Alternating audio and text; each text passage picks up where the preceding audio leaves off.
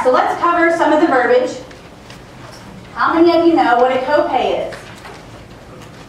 All right, who wants to tell me what a copay is? Define in your own words. Yes, ma'am. Okay, it's what you have to pay on your own before your insurance pays. A little bit more specific than that. Yes, yes. So y'all both correct. So it's what you have to pay out of pocket when you go on a visit, on a doctor's visit, or when you go pick up a prescription. Regardless of what you have done to you, okay, it's going to cost you X amount. And that's determined by the plan that you have.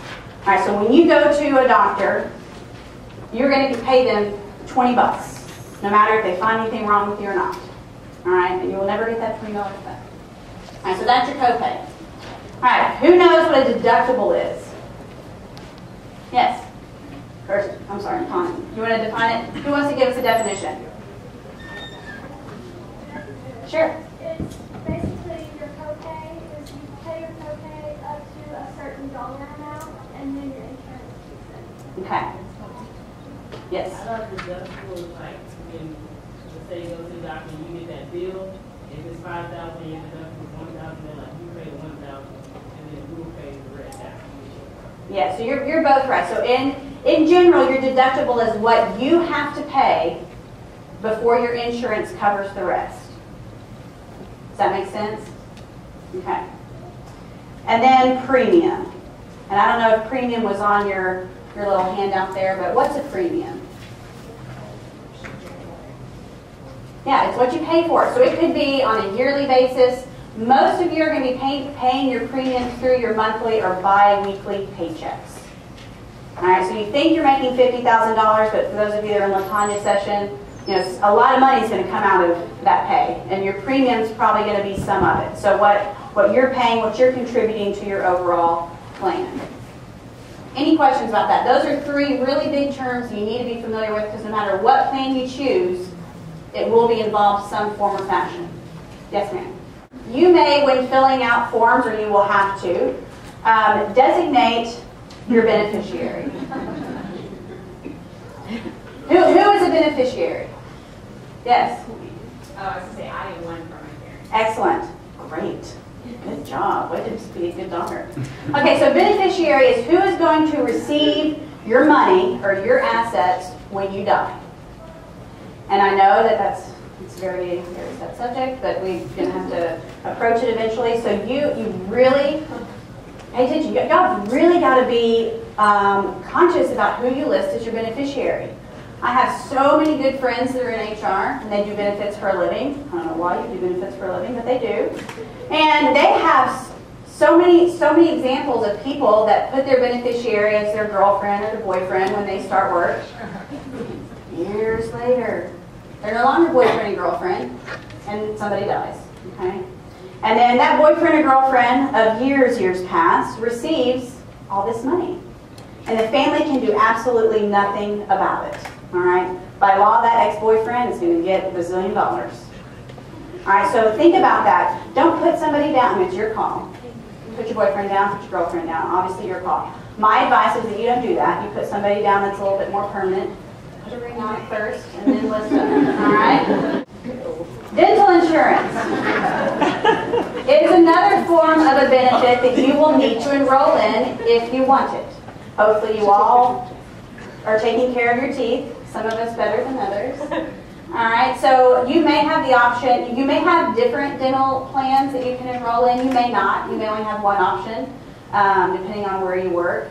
But just kind of look through to see what that covers. A lot of dental plans are going to cover preventative work. So they're going to say you can go to the dentist 2 times a year, get your teeth cleaned, and we'll pay for it. We'll cover it for you. You'll just have to pay your copay, potentially. All right, some will cover, your surgical procedures. How many of you have had dental surgery? That stuff is expensive. All right, so your insurance is going to help cover some of those costs. So think about, do you want nice teeth? Would you like to keep your teeth for a while? And take that into consideration when signing up for insurance. Optical insurance isn't she cute? All right, so that's my oldest. She's now almost 5. She had her first sleepover last night. It really didn't go very well. but we made it through. So optical insurance. If you wear eyeglasses, you wear contacts, you would like laser surgery somewhere down the line, or you want just your yearly eye check, you may consider eye insurance. And it's usually very, very cheap. I think, I pay like $4 a month for mine. So, it usually covers your year exam one time a year. And again, this will all depend on your plan, but for the most part, they'll probably cover one time a year visit, basic lenses. So they're probably not going to cover your Versace lenses, although you probably get a discount for them, and contact lenses. And then they'll probably give you a percentage off of your laser surgery if you would like to have that done. Okay, life insurance. Life insurance gets a little bit tricky. Most of the time, I think when people think of life insurance, they think, now there's a motive for somebody to kill me. All right, because if I die, my beneficiary is going to get that money. All right, but life insurance is it is important for you to have some. And because what it's going to do, it's going to protect your family if you end up having a family one day. And it's going to cover your expenses in the event that you pass.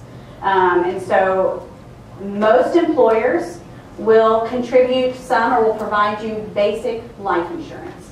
So how many on your form you got to, maybe on the second page, I bet none of you ever got there. But how many got to the form and you said, life insurance, do you want times 1, times 2, times 3, times 4? It's on the one-pager form. Oh, you didn't even get to the one-pager form. Ah, see, yes. Okay, so when you enroll in life insurance, you are likely going to have the option of, yes, you want your basic coverage.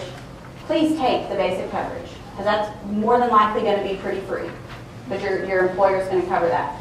But then you have the option, do you want to pay a little bit extra so that you have twice the amount of life insurance, 3 times the amount of life insurance, 4 times the amount of life insurance? And some of those options are actually going to depend on your salary. So if you make $400,000 in your first job, which you all won't, okay, so don't, I may. So they may say you can have 3 times the amount up into a certain amount. Okay, so they're likely not going to let you buy in to $4 billion worth of life insurance. So they're going to set a limit, but you are going to have some options to purchase some additional insurance. Is everybody with me? Yes, good, that's a good sign, good sign. And so where you go to work, again, will depend on what you have available to you. Some states do it a little bit differently. But flexible spending accounts usually are in 2 forms. So you can essentially put aside some of your paycheck into this bucket O money. All right, and then you are not taxed on that money. You're taxed on, so your annual salary is actually removed. Okay, I'm not explaining this very well. So say you make $50,000, you put $5,000 away in your flexible spending account. You're only taxed on $45,000. Is that better? Okay. So it is a tax benefit. So what you can use these flexible spending accounts for are medical bills, or you can have a dependent care is also within flexible spending accounts. So for those of you that will end up having children, or you have children now and they're in daycare, well, daycare is expensive. All right? And so you can take away $5,000 and you'll be taxed on this money that's remaining, and you can pay your daycare out of this bucket of money. Is everybody with me? Okay. So one of the greatest things, if you have never noticed, but on Target's, how many shop at Target? How many get your prescriptions filled at Target? Okay. If you notice on your Target receipts, they have little, I think, minuses or something if you've saved. It knows if you've got an item on sale, but it also has pluses. Has anybody ever noticed the pluses next to items that you've purchased? Target does a great job in saying, hey, look, these qualify for flexible spending. So if you buy Q-tips, you can totally take that out of your flexible spending account. And then obviously prescriptions, that makes a lot of sense. But there are a lot of over-the-counter products that you can actually use some of that money for. And depending on where you work, they may give you a debit card that you can pay out of, or you may have to turn in your receipts and get reimbursed from that account. Now, the big thing here, so write this down, very important. For most flexible spending accounts, if you do not use that money, you lose that money. Did everybody hear me? If you do not use the money in your buckets, that money goes to, who knows where it goes? Understand. All right, so you do not get that back. So as you're planning when you enroll, you're gonna note in your enrollment how much money you want to set aside. So if you have no idea what's going to happen to you medically, you may not put $5,000 aside, or you may not put the max aside.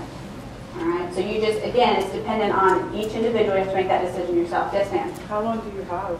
12 months. Very good. Very good. You have a year. Okay.